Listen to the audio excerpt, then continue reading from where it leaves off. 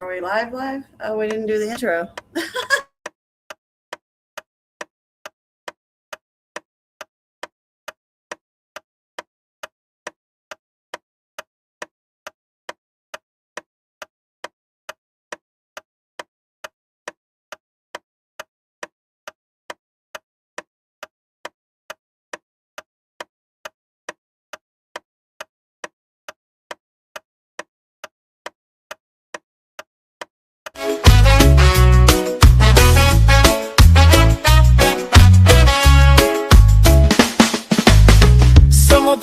Leading the way, shining bright like the healing rays.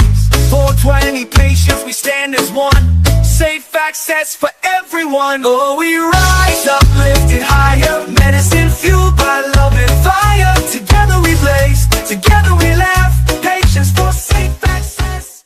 That's the following production has been brought to you by the Hippie Broadcasting Network, WTHC Radio, and Stoner Records. Now, here's your host, Summer Parker.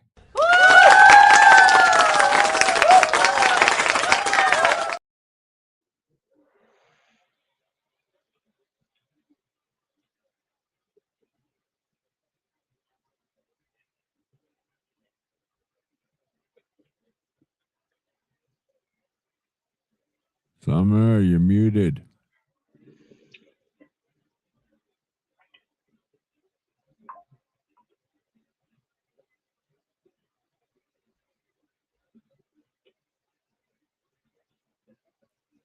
Apologies if you guys couldn't tell, we were a few minutes late. Yes, Hippie? Awkward. I said you were muted, but we're Austin sitting there like a dork. Stop making these guys having a hard time as it is. I'm just kidding. Go ahead. You told me I was muted? Welcome in, guys. Welcome to Technical Difficulties 2.0. And that is my journey every week. So hopefully you guys can hear and see both Austin and I. My phone and laptop are being a little glitchy, and so acting a little bitchy and not working right. So this gentleman over here to my side is Austin Jones, and Austin is a patient advocate and policy researcher in the state of Oklahoma and beyond. His reach is not only here in Oklahoma, but he has national reach and has been an advocate in Washington, D.C. on many occasions. And that's actually where I met Austin, was in Washington, D.C. So, Austin, you want to give us kind of a brief intro and a, hey, how are you? Who are you? So, yeah, hello, everyone. I'm Austin. Some of you might know who I am. Some of you might not know who I am. I've been fighting for the patients since the beginning of 788, and I've continued that fight to this day. I grew up in the Washington, D.C. area, so politics comes easy to me. I don't know. What else do you want to know? So you said you grew up in the Washington, D.C. area. Yes. So is that where you got like your schooling and all of that stuff? Did you go to college in D.C. or anything like that? No, I went to going to school in OU. I moved to Oklahoma 13 years ago now. So I consider myself pretty much an Okie at this point. Education, married, right. Kid, doing the whole 9 yards. Yeah. Your roots have been really, my roots are definitely in Oklahoma and Oklahoma mindset, honestly. I have family in the Washington, D.C. area still, which I still go back to that area visit and football games, especially. Other than that, I'm pretty much in Oklahoma City. Sometimes you see me traveling somewhere, but usually I'm here in Oklahoma. Fair enough. So when I met you, like I said, I met you in Washington, D.C., and I Yep. should have put some of the pictures. I forgot to send Hippie some pictures of our experience and trip there. So Charles and I met you through Americans for Safe Access. We went to the Validated Voices Summit in September of 2023 in D.C. Yep. And we were supposed to have a meeting with, at the time, Senator Mark Wayne Mullen, who was Oklahoma senator for our district and area. And Charles and I actually booked an extra night and everything ahead of the actual summit, and had flown out a day early, as had you, to make this meeting with Senator Mark Wayne Mullen. And lo and behold, we get all the way up to his office and literally cancels the meeting on us, right? Wasn't that fun? That's not a unusual thing for his office back then. It was disappointing because, he gives this line about how if an Oklahoman makes the effort to come all the way to DC to come and visit with him and express their concerns about a problem or subject matter, that he would make the time to see them. And yes. I get it that, marijuana is federally illegal at this time. And, the legislators in DC were really wanting to look at and talk about cannabis. But so, I half-ass expected what happened to happen. But there was also a pre-K group from Oklahoma there the day, supposed to be having a meeting with him at the same time, remember? And they canceled on them. We saw them in the hallway. I think we saw them in the hallway of the... I can't think of the building's name right now. Right? Yes. But yeah, we saw him outside. Was it outside? That's where we saw him. Okay. Yes, outside. So, but yeah, when we, come across them, we didn't even know that they were from Oklahoma, stuff like that. And just, through chitty chatting on the corner, they're being frustrated. Their meeting got canceled, and they were expressing the same frustrations. And that was just really, and then we were to have a meeting with James Langford's office, and we only had the privilege of meeting with, what are they called? EAs, LAs, the assistants. Yeah, it was his assistant, policy assistant. Yeah. So we weren't even able to actually go and talk with either of our legislators for our area after making this big, long journey to come to DC to do it. Yeah, it was pretty much, as you know, it's against James Langford's personal beliefs. That was pretty much all. So. Yep. So, it was a really great experience, though, meeting you and getting out there in DC. And especially, obviously you're an Oklahoma, but you knew DC by the back of your hand. And so we had no problems getting around. We had a personal tour guide in that essence, knew exactly where he was going to get there, best route, the whole 9 yards. So that part was really, really great. We stayed in, I think it was called the Clover. Is that right? Or Glover? I believe so, Clover, yeah. It was where they were holding the conference.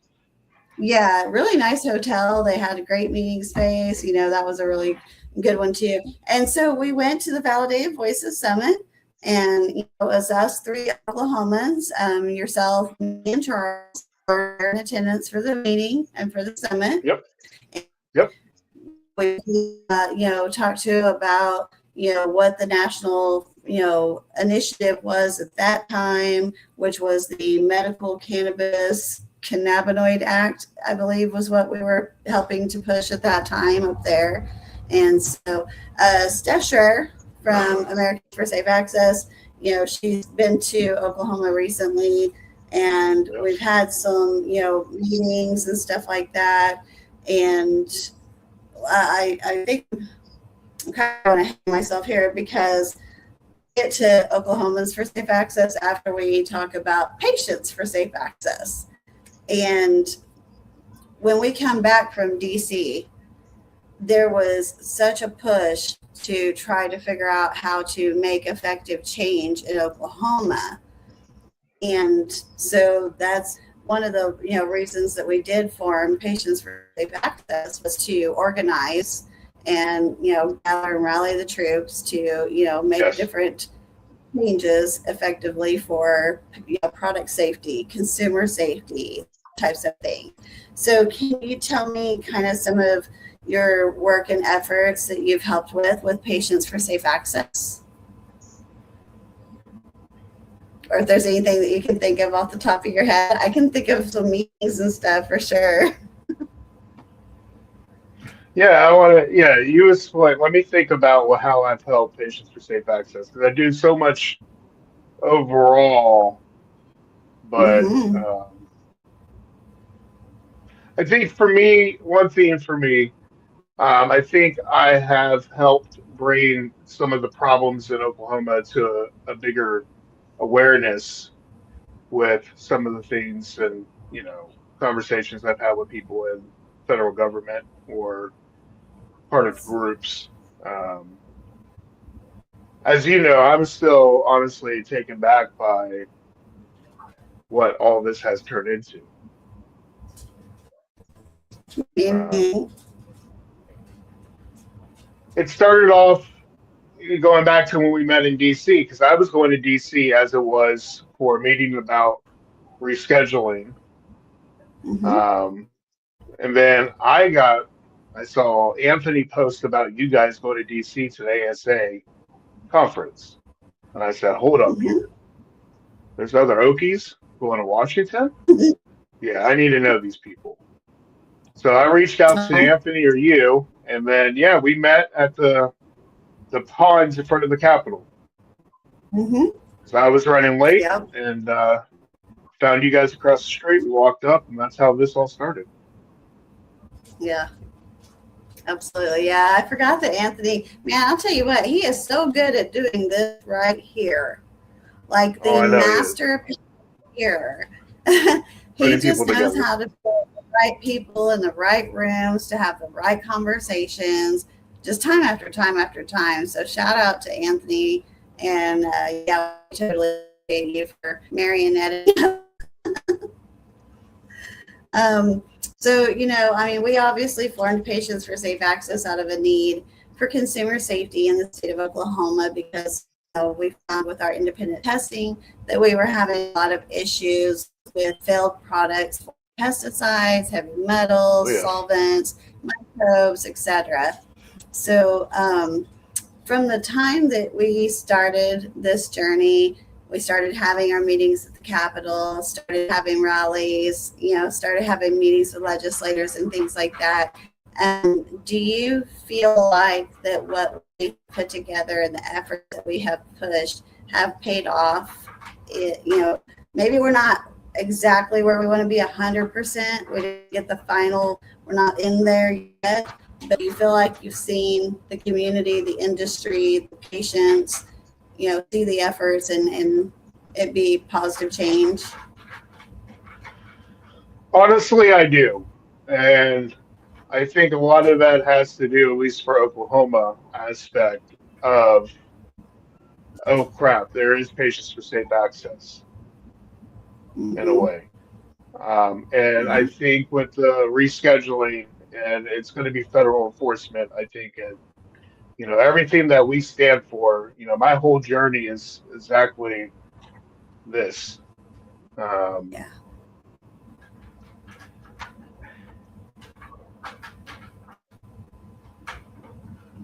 I think we're just getting started. And I know that we've done a lot of work already, but I think the work is now just getting started. Yeah. And I think it could be a real influence for Oklahoma and potentially across the nation. Yeah. Um, Absolutely. I've had people ask me, well, what would you think about, like a Patients for Safe Access in other states, and I'm like, well, obviously, I think it would be great, because I think that, excuse me, I think that this is an industry where, it does need check and balance from consumer safety, standpoints from it. And I don't know if you've seen this number or not, the secret shopper program in the state of Oklahoma, right? The first year, I want to say they were supposed to shop 50 dispensaries. Yeah, And they only did did you know like that 10 or they something. exceeded that threshold? They went over, above, and beyond because they shopped 52.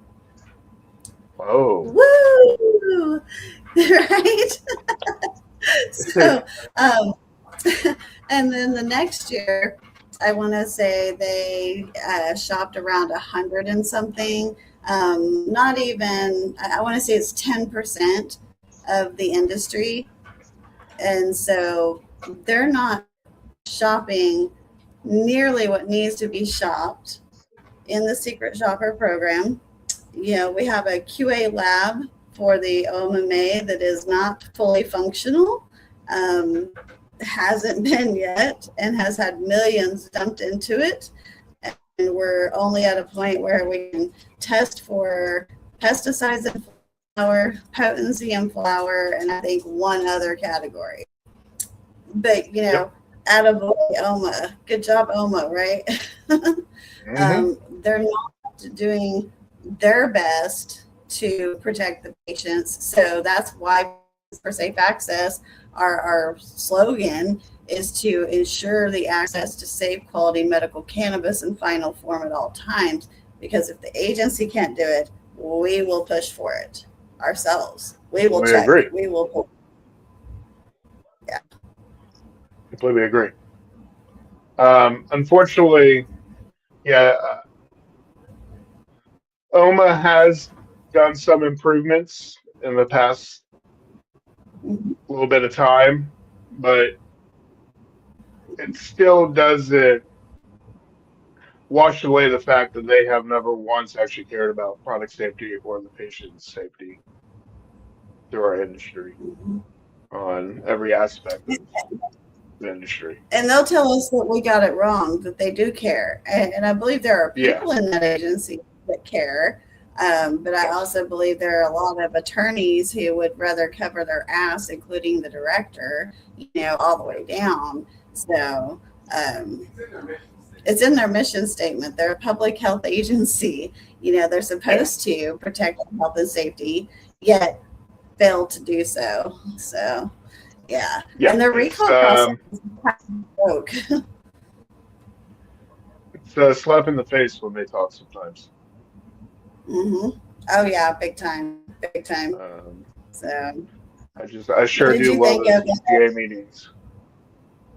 The what? I sure do love the ECA meetings. Oh yeah, the Executive Advisory Council meetings. What did you think of the meeting where Charles asked for Director Berry's resignation? You know,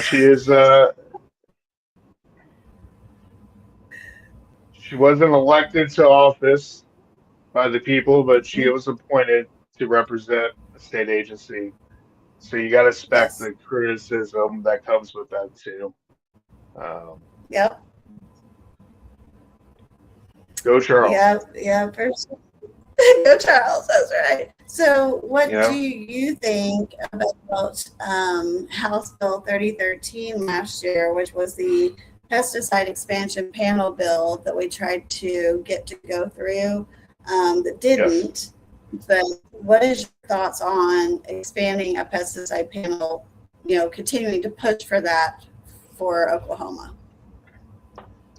I think it's necessary, and I think you can't stop fighting for it.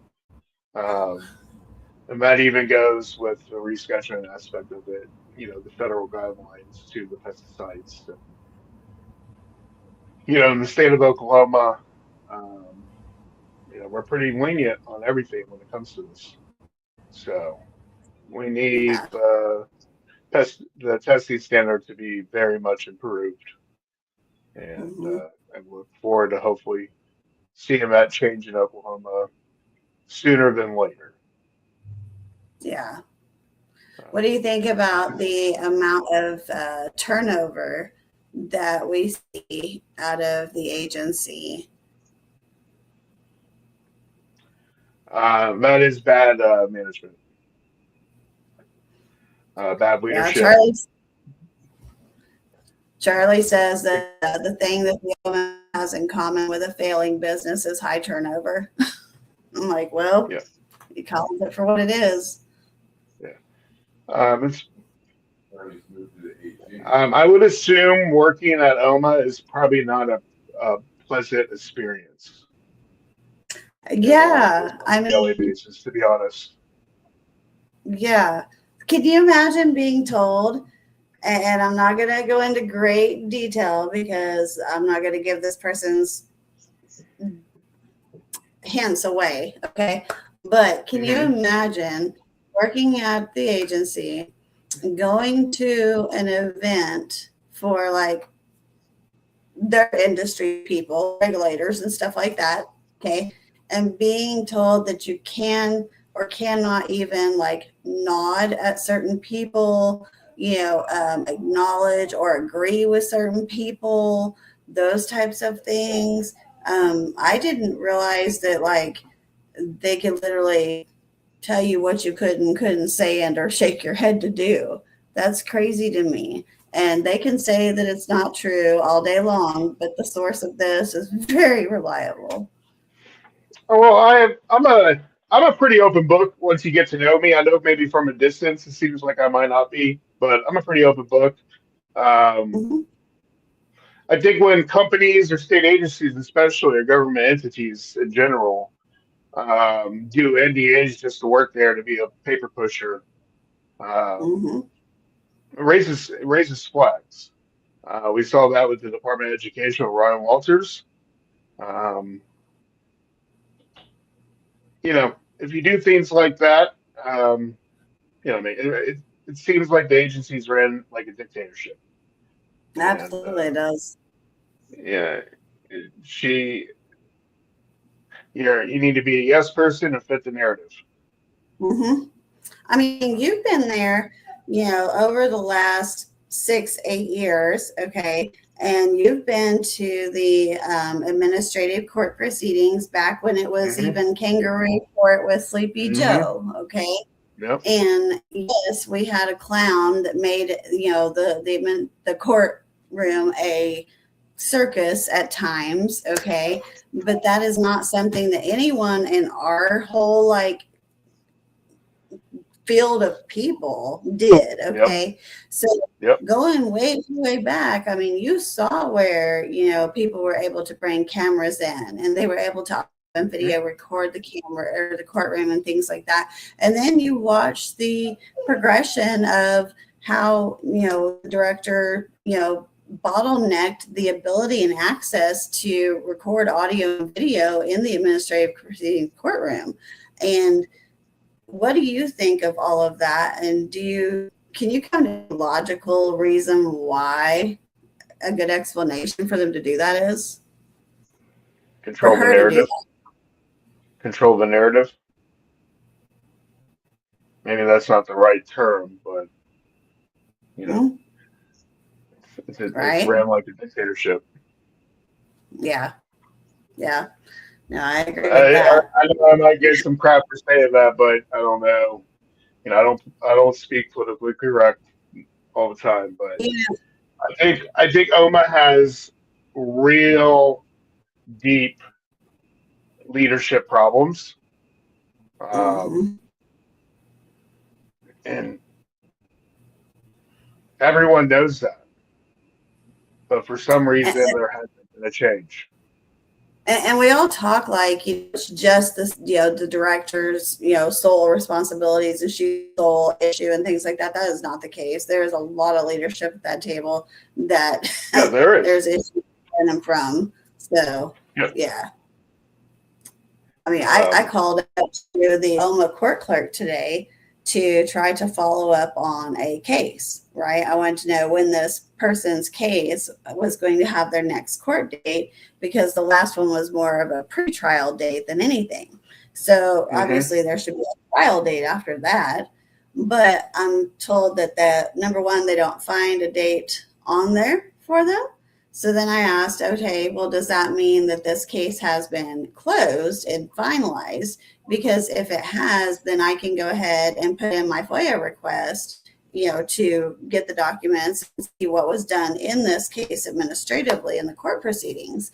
And they can't tell me that because I'm not a party to the case, and then I asked for a specific attorney who had been, I knew on that case, find out that person's not working there anymore. And it just is always a runaround. OMA said that they were going to make it where we can see the case information once the case was finalized online or however. Can't do it yet. Yes, they put all that stuff on there for you can tell when there's a court date coming up for a week. You can tell, that there was administrative action taken on a license. But if the administrative action was taken in 2025 or 2024, you can't see it. You can only see stuff for 2026. So they're trying to put on this facade of being transparent and forthcoming and giving more information, when in reality, they provide little and they continue to bottleneck our access to information. I completely agree. I, as you know, I've seen it firsthand. Bad leadership at the end of the day. Like,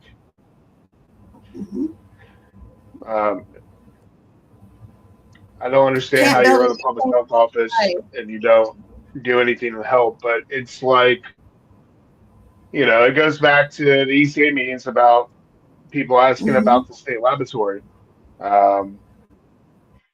It's going great. We're doing this and we're getting this. But when her little fancy group comes into town, we're going to record a whole YouTube video and show it off to the whole world. It's like, you maybe should, show the people, the taxpayers, where all that money is going to, and give us a visual, not when your little plan comes to town for your little bullshit.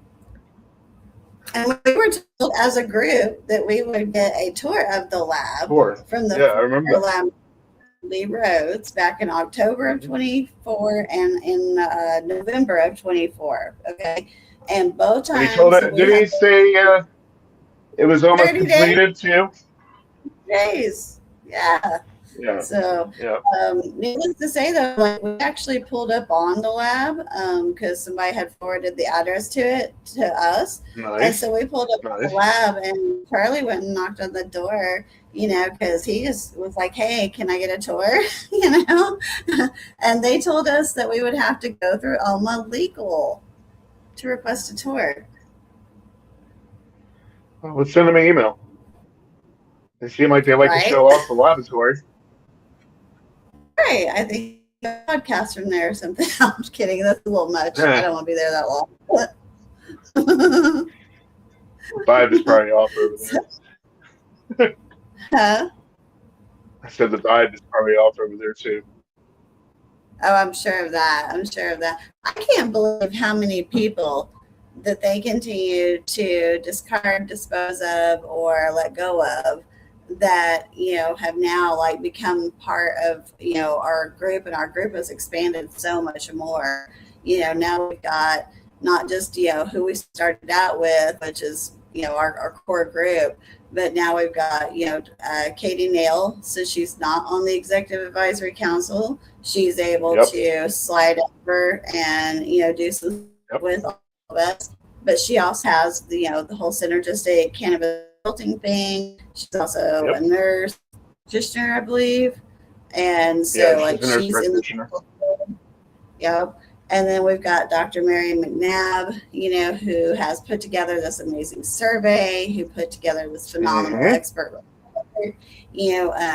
There's so many more people doing different things. Dr. McNabb has the Cannabis Center of Excellence, and then of course we all have Patients for Safe Access of Oklahoma. We've had that since 23, and we're just pushing. But now we're kind of like this coalition of groups and a collaborative effort where the same general, agenda is what we're after, but each person has different takes on it and how they can contribute to it and all of those types of things. And it has just really become this beautiful work of art, in my opinion. I don't know how you feel about it. No, that's what I meant when I said earlier. I'm surprised what it's flourished into, honestly. Because Yeah. for years, from 788 started, I really tried to work with Oklahoma people at the Capitol, and just like, hey, why are we not enforcing these certain laws? Why is packaging like this? Why is there mold being sold? And just, Hmm. even going back, I guess I'll restart. I got arrested for cultivation of marijuana in 2015 in Oklahoma, in Guthrie. Okay. And so I kind of found out how Oklahoma worked with all that. And so I've got real passionate about corruption and 788. Right. And me being from DC, I guess I could see politics a little bit better than most people. So I Hmm. kind of saw like, oh, this might not be going exactly how it was planned to go. But we got to at least make sure that Oklahoma doesn't become the first state that someone dies from cannabis use. Right. Um, and I pissed off a lot of people here because I called out businesses in a way, but I didn't do that as Hmm. like, I did that as a patient, honestly.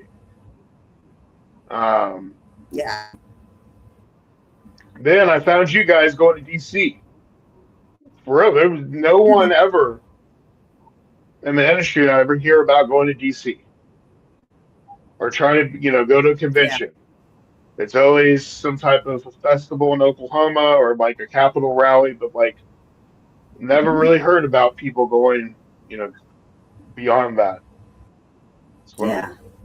you guys were there, that was like, oh my, yeah, Aw. type of deal. Well, And good. I'll share this when we left the meeting because do you mind if I share like about you guys in the meeting a little bit? Sure. Go ahead. Like I think you guys you were a little nervous, right?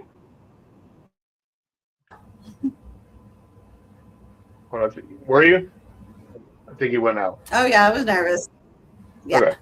So yeah, but you and Charles killed it. And I Uh-huh. remember leaving the meeting, and I guess this is something really special here. Like, gotta keep on going. Like, this is exactly what this takes. It's not just like, hey, look at me, I'm hanging out with all these politicians. Like, that's Oklahoma style, but it takes a lot of people and a lot of little meetings and a lot of evidence. And, it's for the small changes. And I honestly believe, and I mean this not because of like all the work we've all done for the past couple of years, especially with patients for safe access, but we put a lot of pressure on OMA in the past couple of years. And it's been really interesting to see all their movements in the past few months Hmm. with all these updates on websites and transparency and lock boxes. Like, so I think, but, I think the work is just beginning. Hmm. And I think it's going to take a lot more people. And I hope people see that we're doing this for the right reasons. And it's about patient safety and people having the Yeah. right to access their medicine. It's even now more protected under federal law. And in the beginning, 788, it was a very large number of supporters. And I think over the years, with all the BS that's happened in the industry, people stopped showing up. But I think it's time for people to start showing up again and voicing their Hmm. opinions because it is rescheduled and you're protected under federal law and it is medicine. And everything's Yep. not figured out right now, but it will be. And we need to move Yeah. forward in the state of Oklahoma and look at it like that. And I think all of us are going to be able to hopefully accomplish that if they're willing to work with all of us. And Yeah. a lot of us have been digging in for years and years and years, and hope with the change now and the things that are in motion that you know. So we have a short term project that we've kind of become a part of, and Yep. so I don't. We're going to do a webinar next week, so I'm not going to go into a whole bunch of stuff on that right now. But we have, we went out with Americans for Safe Access. Yes. Obviously, our name, Patients for Safe Access, just like I said on the webinar with Steph Schreier, is that I, Yep. mimicked off of it. Yep. Being a different situation, though, Americans for Safe Access, they fought for the access to medical cannabis in the first place, right? Yes. They have grown to be a national advocacy organization who, Largest in the brings nation. in dollars of donations and things like that in the past and present. As far as I Yes. know, I don't know their books, but Patients for Safe Access is a state level organization that we are a group of advocates and patients who basically decided to take the quality of our own medicine in our own hands after several people having adverse health reactions and consuming contaminated products. So we've identified 22 different pesticides and medical cannabis products in the state of Oklahoma from independent testing off of the retail shelf. So where we differ is obviously we're a patient group and we're doing testing and things like that. Okay. So ASA is more of a policy and regulation update changes, things of that organization at the federal level. They've been advocating for decades up there doing this stuff. So what I'm trying to say 24 here years, I is that, believe. yeah. Patients for Safe Access is not going anywhere. Okay. I've had a bunch of people reach out to me. They're like, oh my God, are you guys, out? What happened? We are not out. We are just, having another olive branch of assets and, resources to help us grow stronger, bigger, and better. We are always looking for support. Our support has dwindled to minimalistic at best. Our event venues for our live shows and things do cost us, things of that nature. Our testing cost us. So if you're able to, support or be a sponsor, please reach out to me and we can get you on the podcast as a, commercial advertising sponsor, and would love to have some more of you guys on here. So that's the difference. And we're just getting another tree branch. So Yeah, we're getting a tree branch, and we're partnering with a national organization. They are the largest group in America. From being from Washington D.C., I've always fought, to try to get access to cannabis. Started in Washington D.C., went to Maryland, Virginia 5 years ago. Just recently, the governor signed the recreational adult use bill, going to start next year. So like I always saw ASA out of DC, and like they were always a group that was really fighting for the plant and the patients, and it wasn't. And they were really the beginning force of a lot of things that I don't think a lot of people actually truly understand, and things they yeah. did when it came to like probably the federal rates of California back in the day, which is education, and that was the beginning stepping stone in a way, and I think the partnership with them deep down it shows that it shows our credibility even more. It's, Absolutely. So we have a new, group funded, a new group online that you'll be seeing with a new logo, OSA, Oklahomans for Safe Access. So that is the kind of umbrella for Oklahoma for the different groups to come in and again, work together. And there may even be additional groups who choose to work under that umbrella and narrative going forward, so it'll be fun. It'll be good. Like I said, it's a short-term project, and this is called a action group. And so there are chapters and there are action groups, and we have formulated this action group. And I believe Dr. Mary McNabb is our kind of head person, point of contact for, all things going forward with that. So yeah, patients for safe access of Oklahoma is here to stay. Unfortunately, I don't think a lot of people might want to hear that, but we're just getting started here, and we got the support of the federal government, so it's kind of nice, to be honest. We're working on. Oh, good. I hope whoever the new governor is in the state of Oklahoma, I hope they pick the right people to lead. I hope they stand by some of the things that people have said Yes, publicly about for like sure. trying to fix the program and agencies working correctly and open records requests and things like that. Actually prosecuting people, Hmm. gas station marijuana now is just actually do what you're supposed to do under state law. Stop wasting taxpayer money by hanging out in the cool kids club at the Capitol, getting free catered lunch to do some type of a little thing here or a bill change just to help a buddy or quiet the mass. Because all we've done at the Capitol for the past 6 years here, 5 years, is run around in a circle and waste millions of dollars.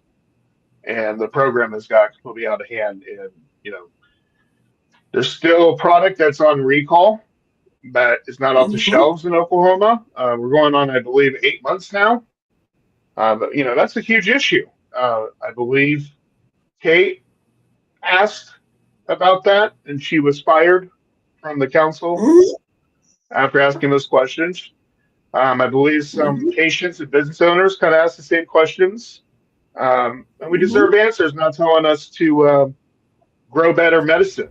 How about you be a real Yeah. agency and enforce and do what you're supposed to and stop doing circles around for press and I I second get that. I get irritated with the politics side of all this because it's just like just do what you need to do and still do this other side of trying to grow you personally because you did all these things. But deep down, the agency's in crumbles, I believe. And at this point, I believe OMA should just be a license, pretty much like I call them Patient DMVs because where I'm licensing. from, Hmm. yeah, I call them DMVs because that's where I'm from when you go get a driver's license. But here, I believe it's the tag Hmm. agency. OMA should be a Hmm. tag agency, to be honest with you. I think Yeah. OBN or DH, I think OBN should be in the forcing aspect, I believe, Hmm. um, especially with it being a federal aspect. But that's not for me to decide. I tried to run for office here. It didn't work out. I was trying to be a voice for the cannabis patients, and everyone in my office would always be open. But um, I Yeah. hope the future is better for Oklahoma cannabis and Well, the bright so side of it I all. can't uh, I can't remember one of the people's names, but I do know that we have three different legislators for the upcoming session that Hmm. have agreed to put in a request for interim studies. And Yes. so that's, an exciting opportunity that we'll have to be able to work with some of them and provide Yeah. them with statistics and data and all of that to hopefully make some effective change in the upcoming legislative session and Yeah. see how that goes. So The I'm excited about I'm super excited about that and the people that are working on it. it. Mhm. I give them props for picking this up and tackling it head on. This is the first real step for everything here with some of this. Mhm. And It not a is. lot of interim studies have been called for these type of things that needs to be looked at. And Yeah. it's not about killing businesses or anything like that. It's really about patient safety and having product on the market safe to consume or inhale. Hmm. There needs to be medical aspect to it, which we're going to get closer to. And, things are going to even out with that, with more research and federal grants get issued. 10 years ago, we're going to have a lot, or 10 years from now, we're going to have a lot more information than what we do now on a lot of Oh things. yeah. Oh yeah. Um, And and good. it's going to be a headache probably, but I think at the end of the day, I think it's working, and I think we're going to get to where it needs to be at some point. And will it take 8 to 10 more years to knock on the door that, as we say, one day we'll make it past that door at the Capitol, the governor's That big office brown door, door.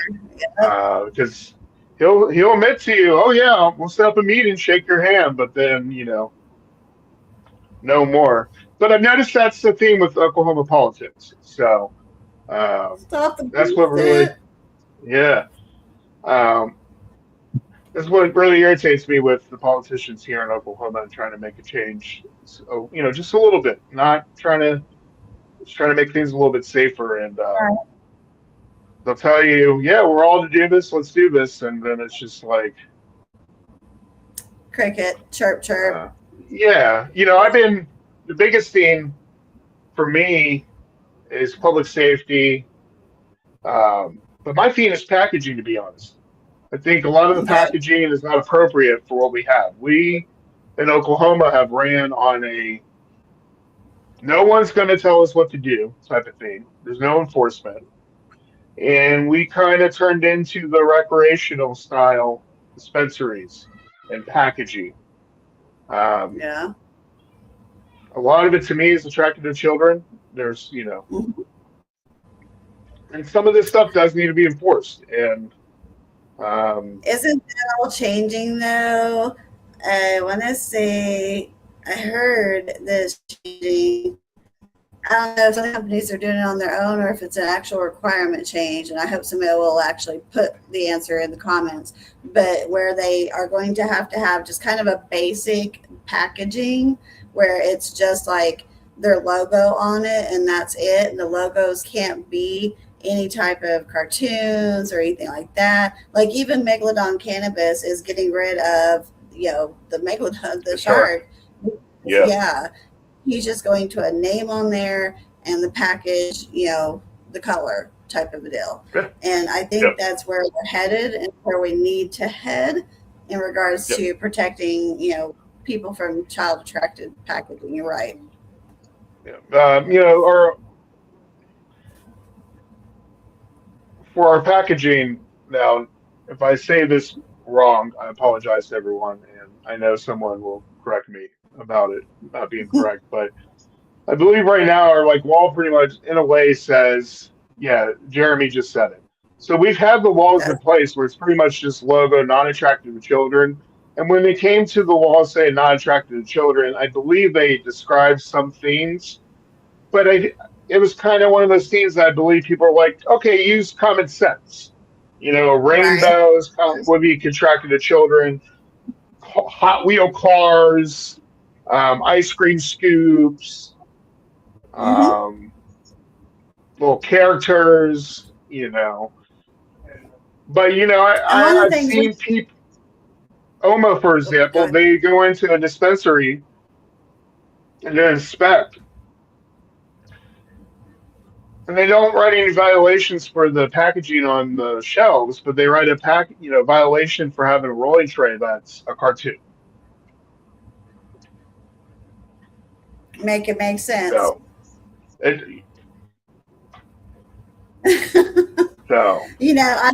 packaging, in my opinion, that there should be a pre-approval process where I have been that, and we've advocated for it, have we not? For years now, we've been advocating for that. So, and that way, companies wouldn't get fined. The dispensary wouldn't get dinged for something that's literally outside of their control in regards to what packaging looks like. Now, don't get me wrong, you have the control on whether or not you accept that packaging product, but again, it defaults back to the person who packaged it into that packaging, in my opinion. And if Alma just did a pre-approval process, that would be one less administrative action that they could take against people. That's maybe why they don't do it, you think? Yeah, it's interesting. I have been myself, I fought for that almost from day one in a way. God, it kind of doesn't make sense where it's just kind of, we believe that you'll do the right thing type of aspect. And it was always listened to in and out the other year. Honestly, at the end of the day, it doesn't cost that much money to the state agency to hire or add that into a position within the office. Yes, there is a lot of packaging on the market and things like that, but we're not talking about we need a team of even 10 people or even 5, honestly, to be honest. If you want to run it efficiently, you don't need a whole, team of 30 people to run packaging department. Since Jeremy's in here, I want to bring this up So I actually had somebody reach out to me and was telling me that a location that they were working at had pre-metric products in it from like 2024, something like that, 2024. So, or 2023. Anyways, no, it would have had to have been 2022, 2023. Anyways, said they have pre-metric products in their dispensary and that they were working at, no longer working there now. But I had no idea that we still had that type of old ass shit left in our dispos. Like, what's going on that we're doing that? And Once how? again, I think probably once again, and hold on, what did Jeremy say? Say the only thing allowed is Jeremy company name, says, logo, and picture of its product itself. Yeah, exactly. So we've had the bare minimum, but we've operated on, because of no enforcement from the state agency, we've mm-hmm, operated on this whole I call it recreational, because when you go to California, you know, Las Vegas, um, their packaging, New York, it's exactly what we see here in a way.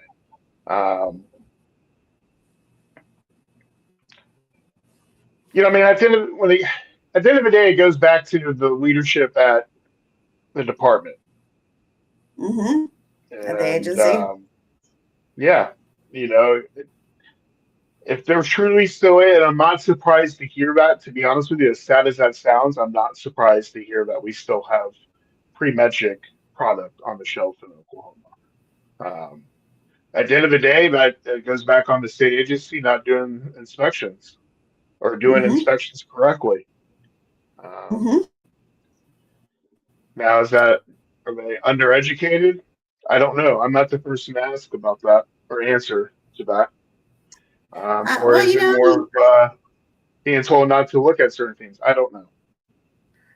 I think it comes back to Director Barry's own analogy of building an airplane in the sky.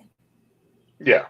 Well, And I think it's a lot of people. I don't think realize that she was pretty much the person that told people to vote no on 788 through the state, and 100% she was. then she became the department head, as I said, or the director of OMA, the Mhm. agency that she was pretty much paid to as a state employee as a To lobbyist. dismantle. Yeah, Yeah. vote Yeah. no. And then now Yeah. she's the director, and you've seen how she's ran that agency. Which, get me wrong, Mm-hmm. Director Barry could be a really nice person, You can't could be. be the nicest person you ever met. She could be, but I mean no disrespect when I say this, but she has been an awful leader Absolutely. for I think OMA. that's She has put patients' lives at risk. She has made businesses lose millions and millions of dollars yeah. for being thrown into kangaroo court for no reason.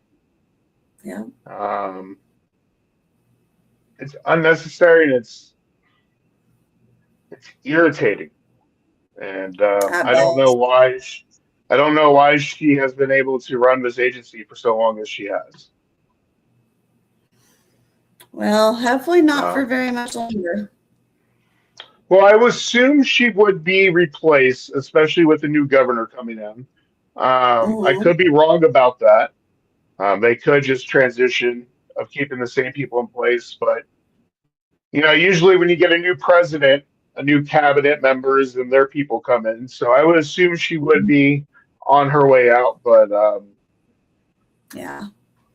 whoever becomes the new agent head, I hope that they listen to the patients and people that kind of know what's going on and take our advice instead of just listening and then kind of blaming us for the problems. So, um, Yeah. I second that one. Let's see. All right, so I'm gonna go back over here through the comments real quick and see if there's any that we can check on. Let's see. John Oliver gave us a heart. Bobby G said hi. Sean Wagner said good evening or MacArthur, I mean. Let's see. Hippies for Safe Access came from WTHC Radio. By the way, if you haven't hit that like and subscribe on WTHC Radio, do so now, as well as at Dabbing Nana 78 on all platforms. Make sure you follow us for all shenanigans and crazy stuff all day long. Jim Jones says hi. Jeremy says director is only as good as the employees, but at the same time, without leadership, employees suffer. And that's why they continue to lose really great people that we then recruit into our groups. So, Jeremy said they don't have to have all the accreditation for, so that would have been whenever we were discussing lab stuff.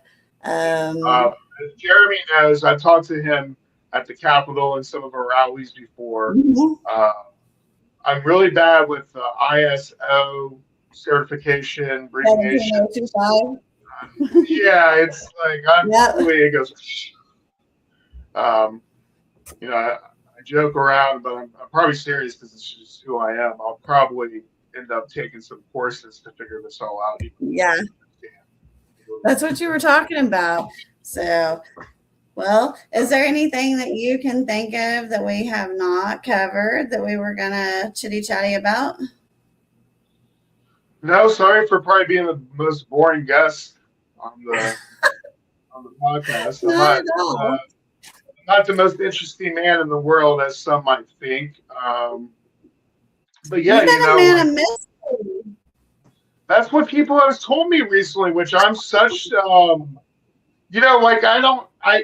this, like, I try to stay out of photos. It's not that I have like issues or anything like that. It's just like, I'm here to fight for the right thing. I'm not here to be in front of a camera. I'm not here to try to look like, hey, look at me, I'm a celebrity type of mentality. So I stay back, type of deal. This is big for me to even get on a podcast and talk. It is something in my normal realm to do. I guess just, I grew up in Washington, D.C. So I'm not, I think some people get nervous or scared, kind of like how you were in Charles going to James Langford office. Like, that's a totally different beast on the East Coast than going to the Oklahoma Capitol. Right. And I think a lot of people overthink that, like me, doing talking or being in photos type of thing. But like the people back home, like those are the people I grew up around. So like I understand it. And I've been fortunate enough in a way to be able to go there and have conversations, not even with just Oklahoma representatives, but other representatives of Booker and so on. I took Kyle King to DC for one of our cannabis summits last year. We dropped off a few packets. I've been to the White House to talk about marijuana before. So,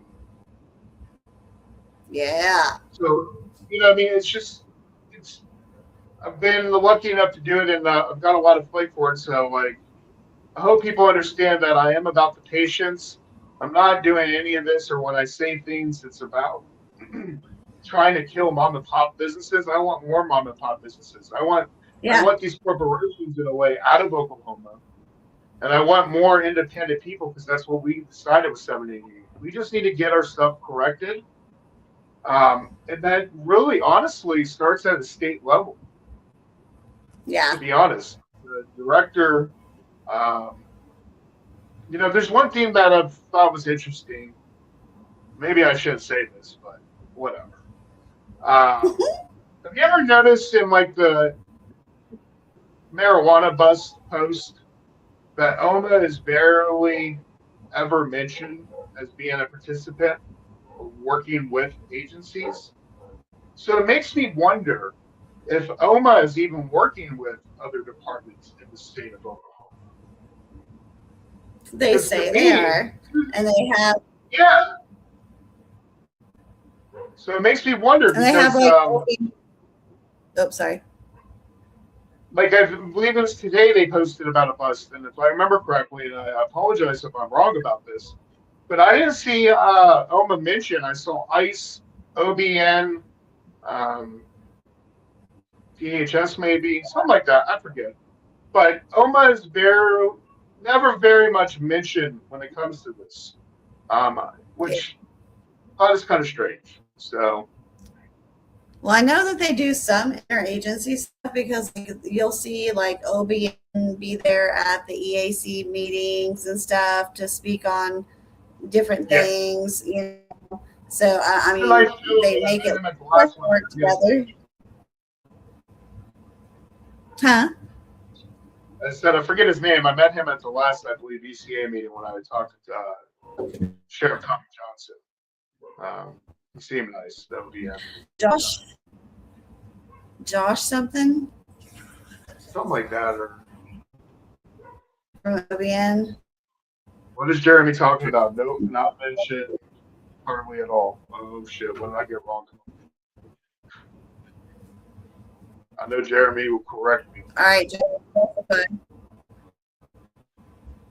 hang on, we'll wait for him to comment in here and see what he was talking about. Hold on here. But I think moving forward, to be honest with you, I think we could get our program back to where it needs to be, and I think we could do it and be an example for how it should be.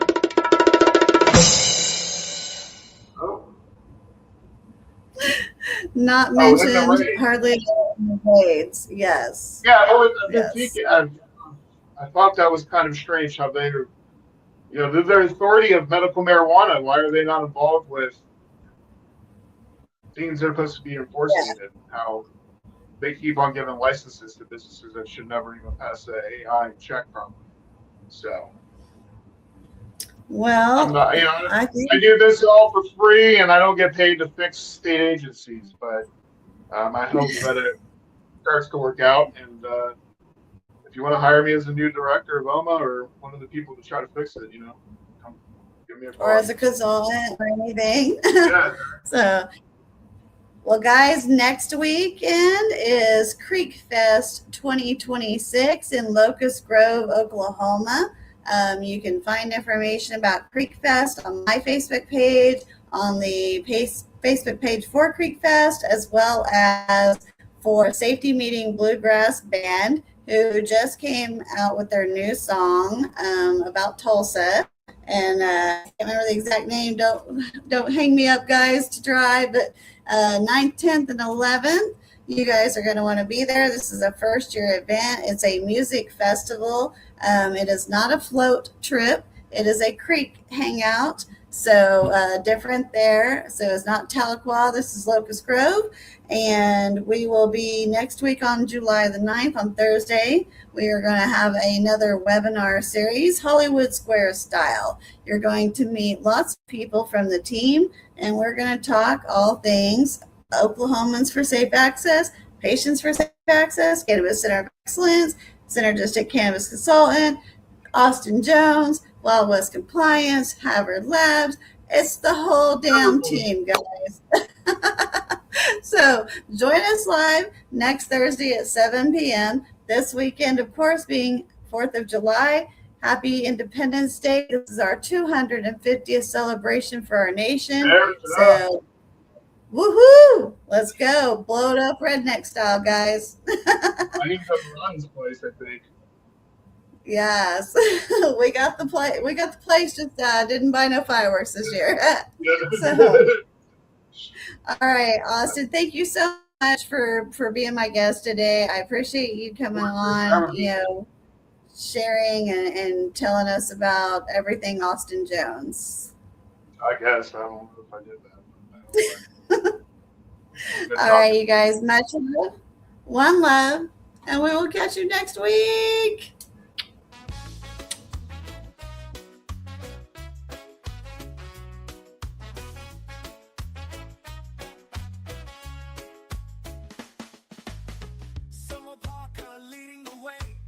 Shining bright like the healing rays. 420 patients, we stand as one. Safe access for everyone. Oh, we rise up, lifted higher. Medicine fueled by love and fire. Together we blaze, together we laugh.